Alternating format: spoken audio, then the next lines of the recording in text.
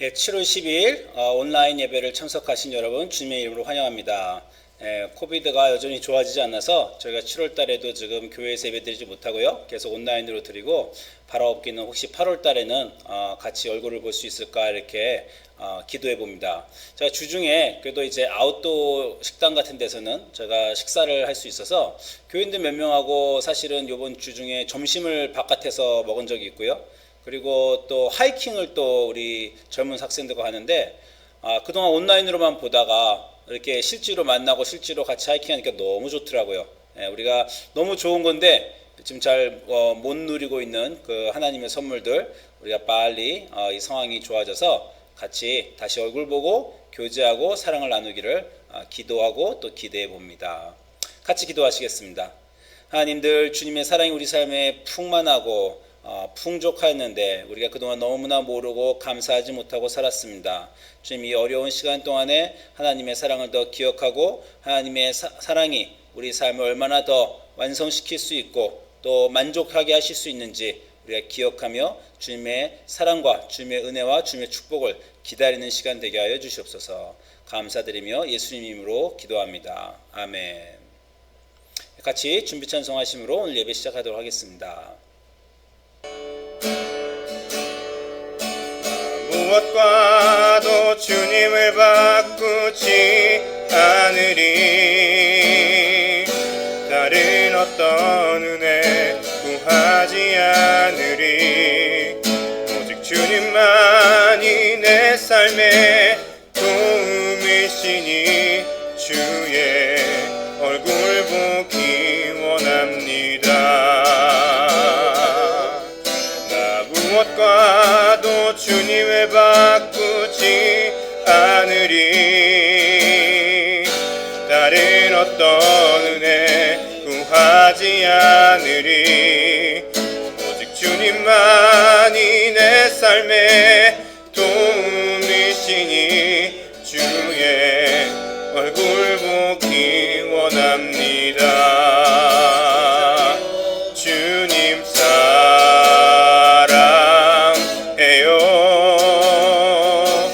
온 마음과 정성 다해 하나님의 신실한 친구 되기 원합니다. 나 무엇과도 주님을 바꾸지 않으리. 다른 어떤 은혜 구하지 않으리. 오직 주님만이 내 삶의 도움이시니 주의 얼굴 보기 원합니다. 주님 사랑해요.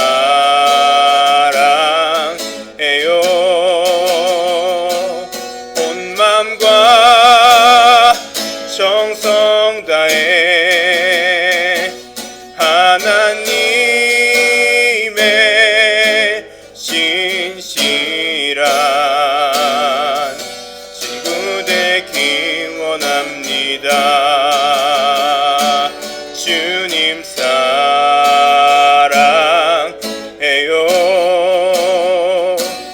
온 마음과 정성 다해 하나님의 신실한 친구 되기 원합니다. 오늘 주시는 하나님의 말씀은 누가복음 13장 1절부터 9절입니다. 누가복음 13장 1절부터 9절 제가 봉독하도록 하겠습니다. 그때 마침 두어 사람이 와서 빌라도가 어떤 갈릴리 사람들의 피를 저희의 제물에 섞은 일로 예수께 고하니 대답하여 가라사대 너희는 이 갈릴리 사람들이 이같이 해받음으로써 모든 갈릴리 사람보다 죄가 더 있는 줄 아느냐. 너에게 이르노니 아니라. 너희도 만일 회개치 아니하면 다 이와 같이 망하리라. 또 실로암에서 망대가 무너져 치어 죽은 18사람이 예루살렘에 거한 모든 사람보다 죄가 더 있는 줄 아느냐. 너에게 이르노니 아니라. 너희도 만일 회개치 아니하면 다 이와 같이 망하리라. 이에 비유로 말씀하시되 한 사람이 포도원에 무화과나무를 심은 것이 있더니 와서 그 열매를 구하였으나 얻지 못한지라. 과원지에게 이르되 내가 3년을 와서 이 무화과나무의 실과를 구하되 얻지 못하니 찍어버리라. 어찌 땅만 버리느냐. 대답하여 가로되 주인이여 금년에도 그대로 두소서. 내가 두릅하고 거름을 줄이니 이후에 만일 실과가 열면 이언이와 그렇지 않으면 찍어버리소서 하였다 하시니라. 우리 주님의 말씀입니다. 주님께 감사드립니다. 자, 여러분, 오늘은 회개에 합당한 열매, 회개의 열매, 이런 제목으로 여러분과 말씀을 나누려고 합니다. 지난주 한 주간 동안 잘 보내셨습니까? 제가 성경 공부 때 잠깐 말씀드렸지만 제겐 좀 큰일이 있었는데 제가 주중에 닭을 잡았어요. 예. 제가 닭 주인입니다. 뒷마당에서 제가 닭을 키운 지 벌써 몇 년째 되었는데, 처음 닭을 살 때, 그 농장에 가서 닭을 살 때 주인한테 물었죠. 제가, 닭이 얼마나 계란을 낳습니까? 그랬더니, 닭이 한 6개월쯤부터 계란을 낳는다는 거예요. 6개월쯤부터 계란을 낳아서 한 2년에서 2년 반 정도 계란을 낳다가, 그 다음에 더 안 난답니다. 그러면 얼마나 더 사냐? 그랬더니, 한 7살, 6살까지도 살 수 있대요. 그러면 달걀을 낳지 않는 2살부터 한 7살까지 4, 5년은 그럼 뭐 하냐? 그랬더니 집주인, 그 농장 주인이 씩 웃더니 치킨 숲, 딱 그러는 거예요. 잡아서 먹으라는 거죠. 닭이 달걀을 안 낳으면 무슨 소용이 있겠습니까? 그냥 잡아서 먹을 수밖에 없죠. 그래서 제가 사실은 닭을 살 때부터 내가 닭을 어느 순간에 잡게 되리라는 것은 예상을 했어요.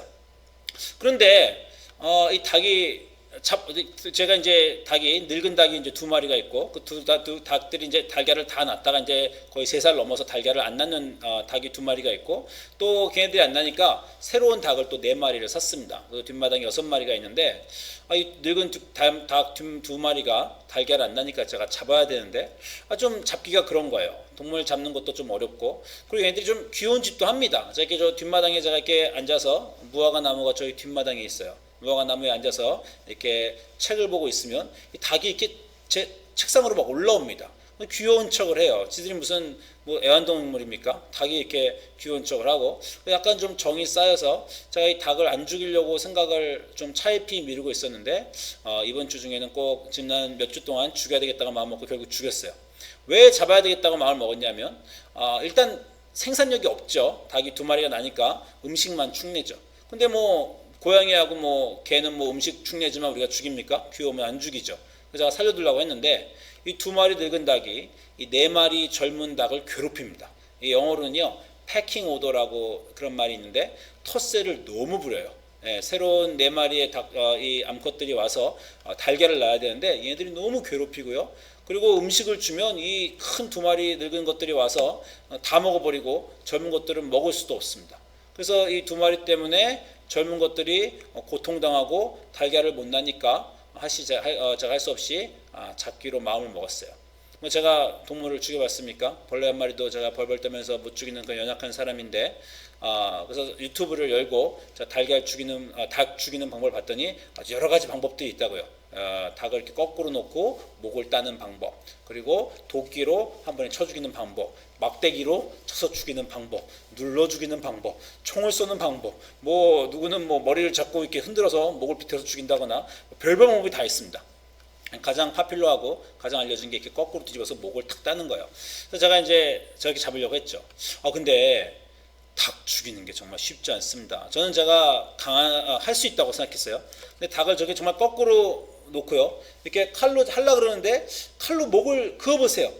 제가 우리 애들 탯줄도 잘라봤지만 그 살을 자르는 느낌, 스크하는 느낌이 들 거 아닙니까? 그거 싫어요. 그래서 제가 거꾸로 놓고 막 죽이려다가 결국 마음을 바꾸고 도끼로 치기로 했습니다. 그래서 저 닭 2마리고 저게 이게 사건 현장입니다. 이제 도끼가 지금 저기 동그라미 이렇게 쳐 있는 것, 저 도끼 보이시죠? 저 도끼를 나무에 놓고 결국 제가 닭을 잡기로 했습니다. 근데요, 도끼를 들고 닭을 꼼짝없이 이렇게 묶어 놓고 이렇게 하고 30분이 걸렸어요. 정말 너무 힘들어요. 이 살아있는 것에 목을 댕강 친다는 거. 정말 옛날에 사형으로 사람 목도 치는데 그런 거 어떻게 했는지 모르겠습니다. 이게 살아있는데 처음에는요, 제가 이제 막 누르고 막 잡고 있으니까 지도 죽음을 예감하고 눈을 감고 있어요. 눈을 감고 있으니까 또 측은합니다. 아유, 이게 닭이 어떻게 또 알고 또 누굴 감고 있냐. 그렇다고 또 좀 있다가 내가 너무 오래 5분 10분 기다리고 있으니까 눈을 또 뜹니다. 눈을 또 때롱때롱 뜨고 있으면 또 치기가 더 힘들어요. 휴지로 머리를 이렇게 얼굴을 감았다가 뭐 약간 정말 와, 제가 이 도끼를 들고요, 죽여야 돼. 그러다가 이제 절대 못 죽이겠다. 이걸 도대체 어떻게 내가 살아있는 거 머리를 확 친단 말이냐. 뭐 제가 결론만 얘기 드리면요, 결국 죽였고요. 죽일 때 한 번에 팡 쳐서 목이 딱 떨어져야 되는데 한 번에 안 떨어졌고 몇 번씩 치고 아우 끔찍했어요. 하여튼 뭐 이런 일이 있었습니다. 이런 일이 있었는데, 근데 이제 제가 가장 고민했던 부분은 뭐냐면, 안 죽이면 안 될까? 제가 그 생각을 했어요. 내가 죽이기로 마음 먹고 다 했지만 그냥 죽이는 게 너무 힘드니까 안 죽이면 안 될까? 그냥 살게 할까? 왜냐면 이거 제가 죽이고요. 그리고 털 다 뽑고요. 내장 다 꺼내고요. 이거 다 프로세스 하는 게 너무 힘들지 않습니까? 그냥 죽이지 말자. 이 생각을 제가 좀 하고 한 30분, 1시간 정말 망설였는데 결국은 잡았습니다. 닭을 잡게 된 결론은 뭐였냐면요, 살려둘 수 없다, 이런 결론이 있었어요. 왜? 살려두면요, 그냥 먹이 나가는 거는 괜찮습니다, 제가. 그러나 다른 4명의 새 닭들이 얘네들 때문에 달걀을 잘 날 수도 없고, 얘네들 먹이 다 먹어버리고 다른 4명의 새 암컷들을 위해서 할 수 없이 얘네들은 죽일 수밖에 없다라는 결론에 제가 도달하였습니다. 자, 이 일을 겪으면서 제가 오늘 말씀을 좀 준비를 해봤습니다. 오늘 말씀은요, 회개에 대한 말씀이에요. 예수님이 누가복음 13장에서 두 사람이 빌라도가 어떤 갈릴리 사람의 피를 저희 재물에 섞이는 일로 예수에게 고했다. 어떤 사람들이 커다란 불행을 당하고, 한마디로 옛날 사람들은 나쁜 일이 생기면 벌을 받았다, 죄를 지었으니 벌을 받은 거라고 사필기정 인과응보로 많이 생각했기 때문에 이 사람들이 죄를 지었다고 생각하고 예수님께 물어본 겁니다. 그랬더니 예수님께서 그 사람들의 죄가, 그 불행을 당하는 사람들의 죄가 설사 그것이 벌이라고 하더라도 너희들의 죄보다 그 사람이 더 큰 줄 아느냐? 너희도 다 똑같아. 회개하지 아니하면 다 같이 죽는다. 유명하죠? 회개하지 않으면 다 이와 같이 망하리라. 또 실로암에서 망대가 무너져 죽은 18사람들, 그렇게 불행하게 사람들 다 버리라고, 아이고 신벌을 당했나 보다, 아이고 잘못했으니까 죽었나 보다, 이렇게 생각하는 그 사람들만 죄인인 줄 아느냐? 회개치 아니하면 너희도 다 이와 같이 멸망한다. 이렇게 회개에 대한 중요한 얘기를 예수님이 강조하셨어요. 죄를 지은 자만 회개해야 되는 것이 아니라, 벌을 받는 자만 회개해야 되는 것이 아니라 너희 모두 다 회개해야 되고, 회개하지 않으면 다 망한다. 회개에 대한 강조를 하시면서, 그러면서 비유를 하나 드셨어요. 회개치 않으면 이와 같이 망하리라. 이에 비유로 말씀하시되, 회개에 대한 비유를 예수님이, 비유는 늘 그렇죠. 앞에 말씀하는 거에 대해서 잘 못 알아들으니까 구체적으로 알아들으라고 비유를 드는 겁니다. 그래서 비유를 드셨는데 이 비유가 이렇습니다. 한 사람이 포도원에 무화과나무를 심은 것이 있더니 열매를 구하되 얻지 못한지라. 과원지기에게 이르되 내가 3년을 와서 이 무화과나무의 실과를 구하되 얻지 못하니 찍어버리라. 어찌 땅만 버리느냐라는 것입니다. 자, 우리 모두 다 회개를 해야 된다. 우리는 그렇게 생각하죠. 죄를 지으면 회개를 해야 된다. 근데 예수님은 지금 회개에 대한 전혀 다른 개념을 들고 나오시는 겁니다. 죄를 지어서 벌을 받은 그 사람들만 회개를 했어야 되는 게 아니라 너희 모두 다 지어야 되는데, 왜냐하면 이 무화과 나무를 봐라. 이 무화과 나무가 찍어버림을 당하게 된 이유가 뭐라고요? 열매를 맺지 못해서. 열매를 맺지 못하는 우리의 삶이 회개의 중요한 이유라는 겁니다.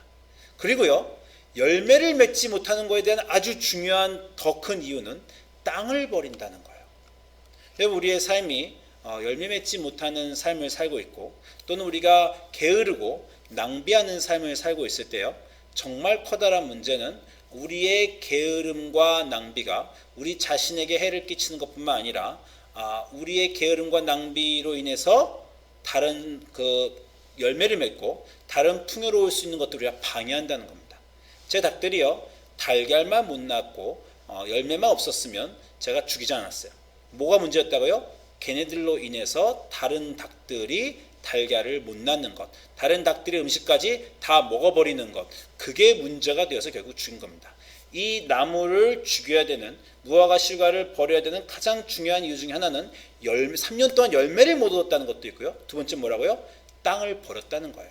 그 열매를 못 나오는 무화과 나무 대신에다가 거기다가 사과나무 심었든지 감나무 심었든지 포도나무를 심었으면 그 땅에서 열매가 날 땅이었는데, 그 무화과 나무가 거기에 있었기 때문에 무화과 나무만 나쁜 것이 아니라 무화과 나무로 인해서 땅도 버렸다라는 것입니다. 회개에 대한 아주 중요한 이유를 예수님이 이 구절에서 제시해 두는 거예요. 우리 모두 다 기독교에서 회개를 강조하고 회개를 해야 되는데, 우리는 보통 소극적인 회개를 생각합니다. 잘못한 것에 대해서 죄를 지은 것에 대해서 잘못했습니다라고 하죠. 거짓말한 것, 그리고 남 욕한 것, 용서하지 못한 것, 나누지 못한 것, 어떤 우리가 잘못한 것에 대해서 우리는 회개를 하는데, 예수님이 여기서 뭐냐면 너희가 잘하지 못한 것, 열매를 맺지 못한 그 모든 것이 회개의 이유라고 예수님이 말씀하시는 겁니다. 여러분, 하나님께 얼마나 많은 선물을 받으셨습니까? 하나님이 여러분에게 주신 인생에 시간과 돈과 건강과 여러 가지 것들로 여러분 열매를 맺고 계십니까? 여러분이 열매를 맺지 못하는 삶을 살고 계시다면, 그러면 그 하나님이 여러분에게 주신 모든 그 선물들이 낭비가 된다는 거고요. 낭비는 결국 주인의 손해가 되는 겁니다. 하나님이 우리 열매 맺지 못하는 사람은 하나님의 사역에 커다란 타격이 된다는 거예요. 여러분, 마태복음 11장 보면 예수님이 고라신이나 벳세다에 대해서 굉장히 비난하시는데 이렇게 말씀하십니다. 마태복음 11장 20절에 예수께서 권능을 가장 많이 베푸신 고을들이 회개치 아니하므로 그때 책망하시되 화가 있을진저 고라시나 화가 있을진저 벳세다요. 권능을 베풀었는데 회개를 안 하니까 화가 있을 거라고 했어요. 더 큰 문제는 뭐냐면요, 너희에게서 행한 모든 권능을 두로와 시돈에서 행했다면, 두로와 시돈은요 나중에 구약성경 에스겔서에 보면 가장 죄를 많이 지어서 벌받은 도시들 중에 하나로 나옵니다. 아주 타락한 도시들인데, 그런데 너희에게 행한 그 권능을 두로와 시돈에게 행했다면 저희가 벌써 베옷을 입고 제에 앉아 회개하였으리라.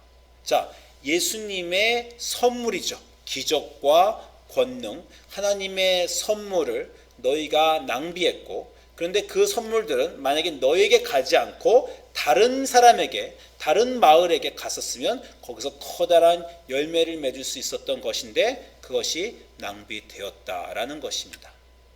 우리 삶에서 우리에게 받은 많은 하나님의 선물들을 우리가 제대로 열매 맺지 못했을 때, 그것은 우리만의 문제가 아니라 하나님 나라와 하나님 사역과 하나님 선물에 대한 커다란 문제라는 겁니다. 그래서 회개는 아주 중요합니다. 회개는 잘못한 것에 대해 돌아옴이 아니라 적극적으로 하나님을 향해서 나아가는, 하나님 안에서 열매 맺는 삶에 대한 문제이기 때문입니다. 여러분 아시겠지만 신약성경 곳곳에서 회개가 예수님 사역의 주제로 등장하고 있습니다. 예수님을 주의 길을 평탄케 하라라고 세례 요한이 예수님의 사역을 평탄케 하라는 그 세례 요한의 주요 메시지가 뭡니까? 회개하라, 천국이 가까웠느니라. 세례 요한이 그냥 회개의 메시지를 전했죠.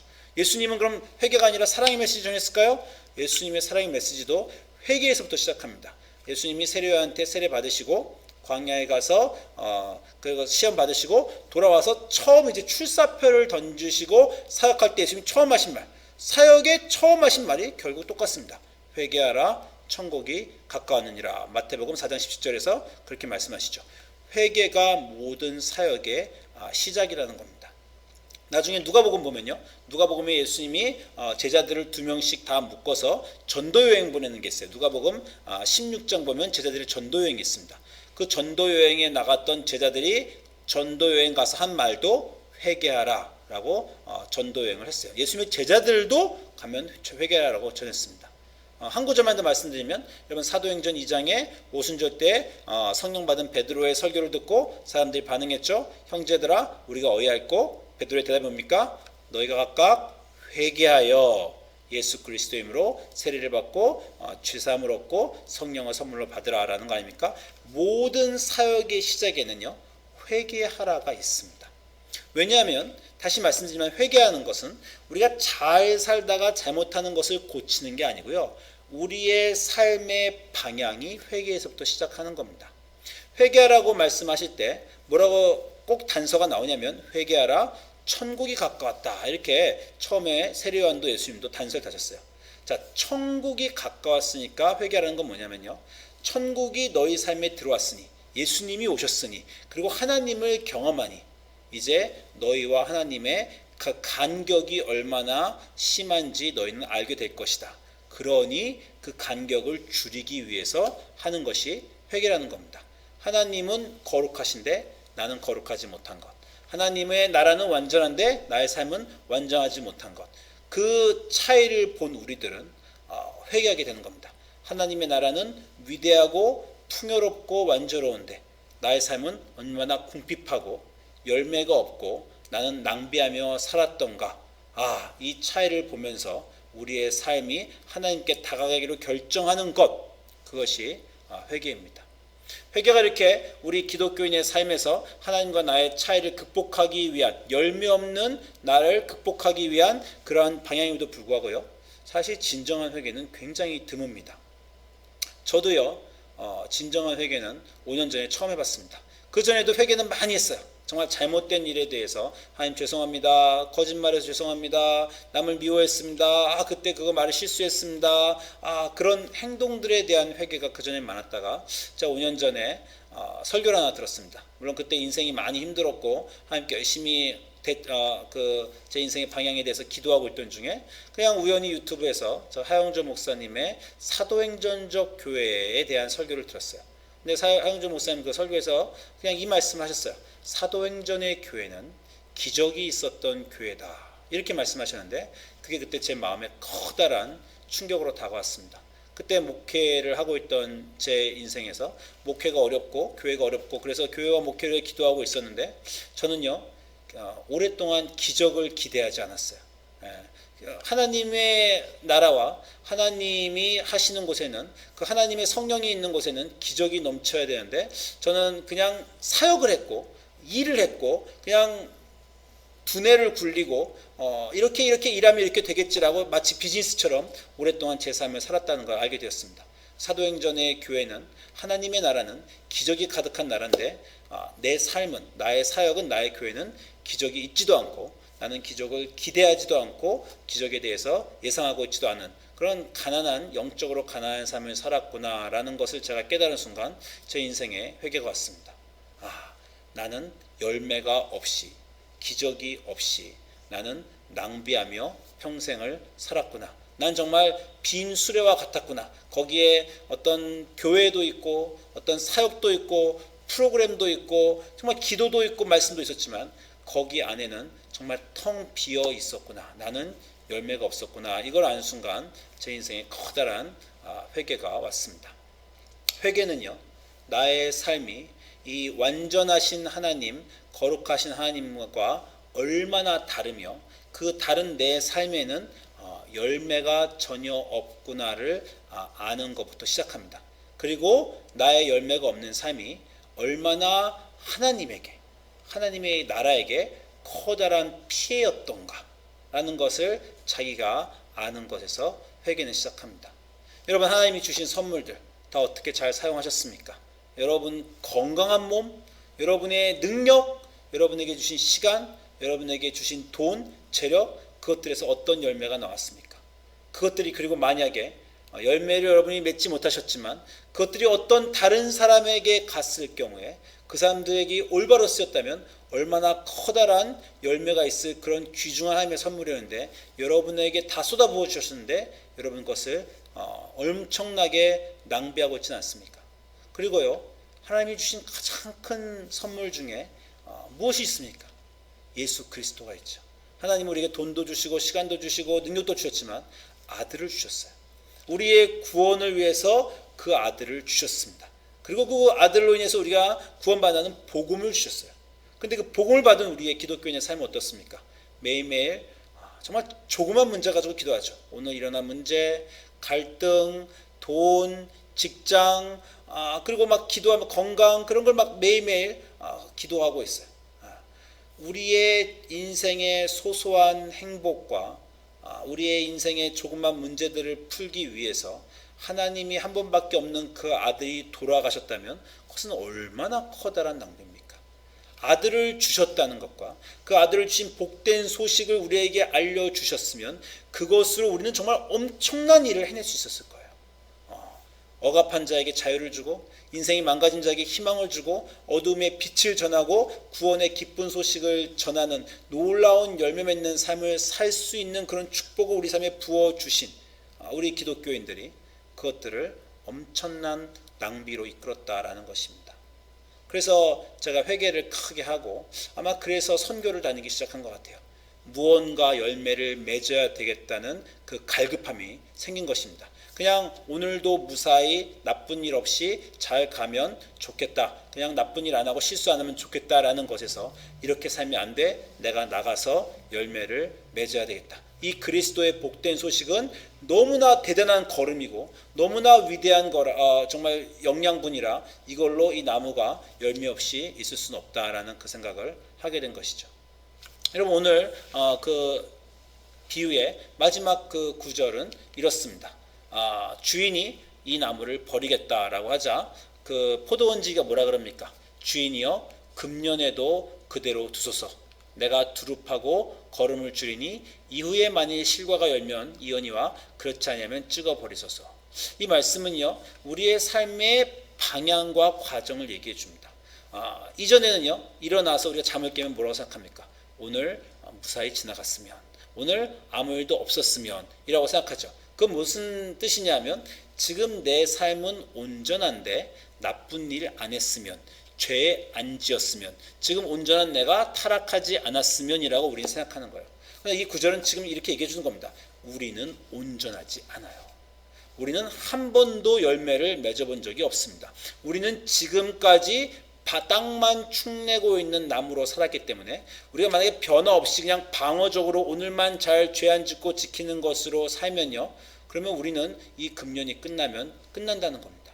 우리의 삶은 지금 시간은 마지막 급박하게 지금 예수님이 성령님이 여전히 우리를 두릅하고 걸음을 주시고 매일매일 우리에게 삶의 시간을 연장해 주시고 선물 주시고 건강 주시고 능력 주신 것으로 우리가 이후에 만일 열매를 맺어내면 그러면 우리가 그렇게 가는 거고 우리의 삶과 우리의 인생이 의미 있어지는 거지만 지금 사는 그대로 열매 없는 그대로 그저 우리가 오늘 제대로 살아내는 것에 급급하는 방어의 삶이면요, 그러면 이 결과는 금년이 끝나고 열매가 안 열면 찍어버리소서 하였다 하시는 것입니다.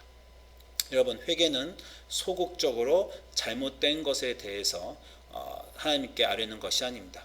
회개는 나의 삶의 이해, 하나님의 거룩하심과 하나님의 나라와는 너무나 다른 나의 삶, 그리고 그것에 열매 없음, 그리고 그 열매 없음이 나의 낭비가 얼마나 하나님 나라와 하나님이 주시는 그런 축복과 자원에서 커다란 폐해인가, 나로 인해 정말 다른 사람의 구원까지도 방해할 수 있는 그러한 낭비인가라는 것을 알고 내 삶의 방향을 이제 하나님에게 나아가는, 하나님이 주신 이 모든 선물로 회개하여 열매를 맺어나가는 그 방향을 바꿔나가는 것을 말합니다.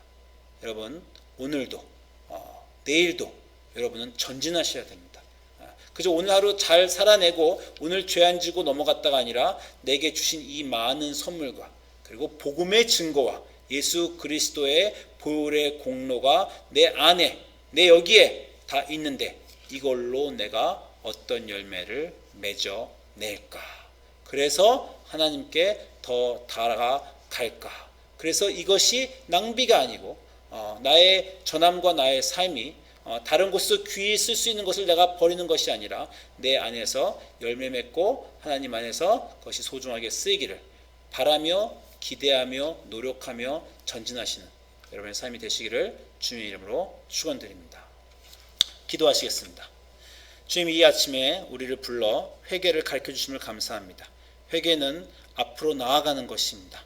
지금의 삶의 가난함을 알고 이 열매 없음과 낭비했음에서 탈출하여 적극적으로 하나님께 다가가는 것입니다. 땅을 버리는 그러한 사람이 아니라 예수 그리스도의 보혈의 공로와 하나님이 주신 모든 선물로 열매 맺어 구원을 전하는 그러한 주님의 사람이 되게 하여 주시옵소서. 감사드리며 예수님 이름으로 기도합니다. 아멘. 오늘 각자 집에서 여러분 소중한 봉헌하시는 시간 갖도록 하시고요. 여러분의 봉헌과 여러분의 봉사와 여러분의 기도와 여러분의 삶의 모든 것들이 열매 맺으시기를 주님의 이름으로 축원드립니다. 같이 마침 찬송 부르도록 하시겠습니다. 예수 가장 귀한 그 이름 예수 언제나 기도 들으사 오 예수 나의 손 잡아주시는 가장 귀한 그 이름 예수 찬양하기 원하네 예수 처음과 나중 되시는 오 예수 날 위해 고통당하신 가장 귀한 그 이름 예수 왕의 왕이 되신 주 예수 당신의 끝없는 사랑 오 예수 목소리 높여 찬양해 가장 귀한 그 이름 예수 가장 귀한 그 이름 예수 언제나 기도 들으사 오 예수 나의 손 잡아주시는 가장 귀한 그 이름